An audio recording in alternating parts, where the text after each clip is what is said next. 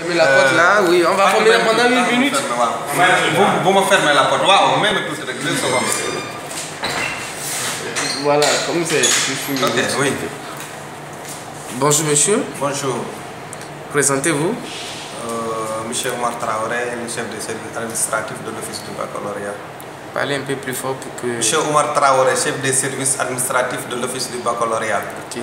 Le baccalauréat commence le 4 juillet prochain. Oui. Dites-nous où en êtes-vous par rapport à l'organisation de ce premier diplôme universitaire. D'accord, donc l'organisation, on a débuté pratiquement depuis la fin du baccalauréat 2016. Après juste le baccalauréat 2016, vraiment on commence à préparer le baccalauréat 2017. Donc là actuellement, donc les présidents du jury ont déjà subi la formation.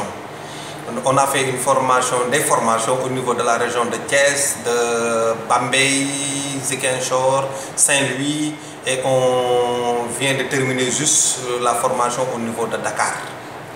Ok, donc là, la formation a pour but quand même de réfléchir un peu pour les anciens, ok, donc les nouveautés par rapport au logiciel, et pour les nouveaux de les former pour qu'ils puissent s'adapter au logiciel. Ok, par rapport au convoi des épreuves et d'autres dossiers, où en êtes-vous? Donc pour les convois des dossiers, donc déjà nos éléments sont sur place, sont à l'intérieur du pays, donc on a déjà sillonné la moitié.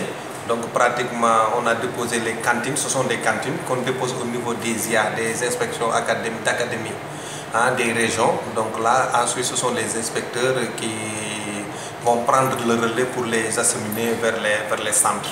Ok, donc ça reste seulement à Dakar, donc que nous allons boucler Inch'Allah Rabbi dans la semaine. Ok. Et cette année, est-ce qu'on peut avoir une idée du nombre de participants en termes des candidats, toutes catégories confondues? Bon, je n'ai pas fait sous les yeux le nombre de candidats quand même. Donc, mais ça sera sur toute l'étendue du territoire.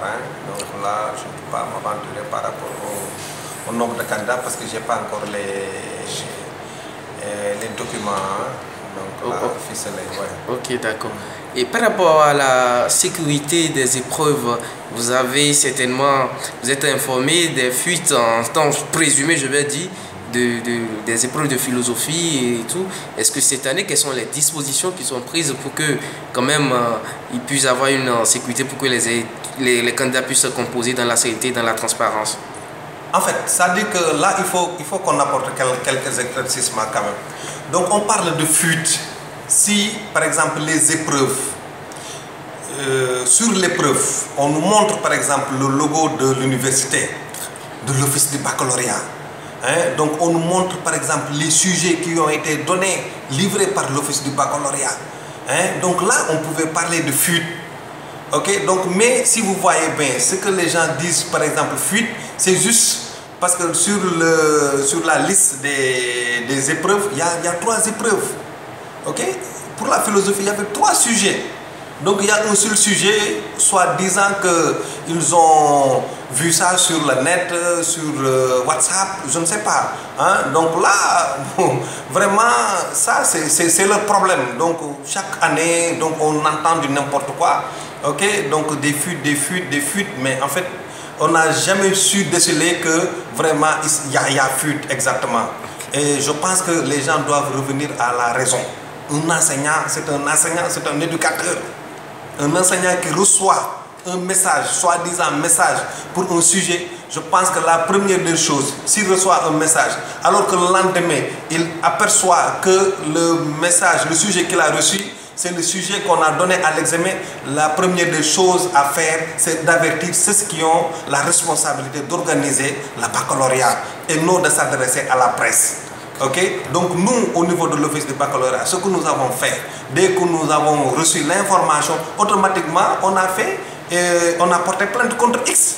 Donc maintenant, l'enquête suit son cours. Tous ces enseignants-là qui ont, soi-disant qu'ils ont reçu des messages, ont été convoqués par la DIC. Okay. Donc là, nous sommes tranquilles et nous travaillons vraiment du matin au soir. Okay. Pour vous apporter des preuves plus que pour le travail que que fait l'office du baccalauréat. Même le jour de la Korité, nous avons travaillé. Ça fait 2 mois. La direction du sujet est en train de travailler. Dites-nous, est-ce qu'on peut avoir une idée globale du coût global, je vais dire, de l'organisation du baccalauréat 2017? L'organisation du baccalauréat, est-ce qu'il y a un coût global? Parce que là, vraiment, peut-être si on doit se tabler peut-être vers les 1 milliard et quelques. Donc, parce que là, il faut tenir compte des avances des présidents de jury. Vous donnez les présidents de jury 280 000 comme avance avant de partir au bac. Vous leur donnez aussi, vous leur remboursez le transport. Les présidents de jury qui quittent Ziguinchor pour venir à Dakar ou bien dans les autres régions, il faut leur billet d'avion. Les présidents de jury qui quittent Dakar pour aller à Ziguinchor ou bien à Kolda, il faut aussi leur donner des billets d'avion.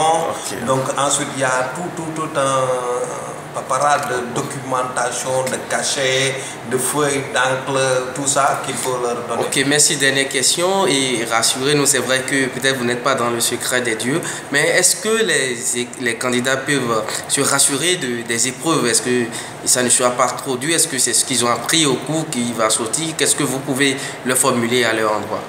Donc ça, je ne saurais vous le dire. Et vous savez quoi? Depuis 2014, j'ai été nommé comme CSA de l'office du baccalauréat. Je n'ai jamais vu d'épreuve, ni avant, ni pendant, ni après. Donc ça dit que les épreuves, ce sont les professeurs eux-mêmes.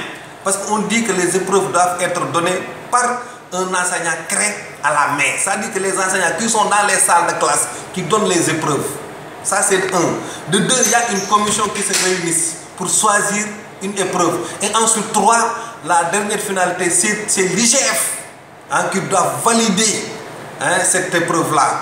Ensuite, nous, au niveau de l'IGF, c'est quoi? L'IGF, c'est ce que l'on appelle, dans chaque discipline, il y a comment dirais-je, il y a quelqu'un qui dirige, quoi. Qui est là, c'est un inspecteur général. Donc, qui est là, c'est lui qui choisit à la fin de la commission, des choix faits par la commission qui choisit 2 sujets. Donc un sujet principal et un sujet secondaire.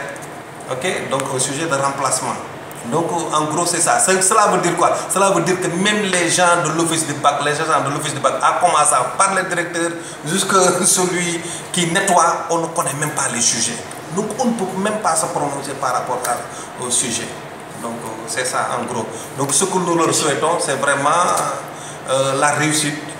Donc là, que le bac est là, donc bien organisé. En tout cas, nous faisons le maximum possible, pour que ça se passe dans de bonnes conditions. En tout cas, nous, c'est notre rôle et c'est ce que nous essayons de faire.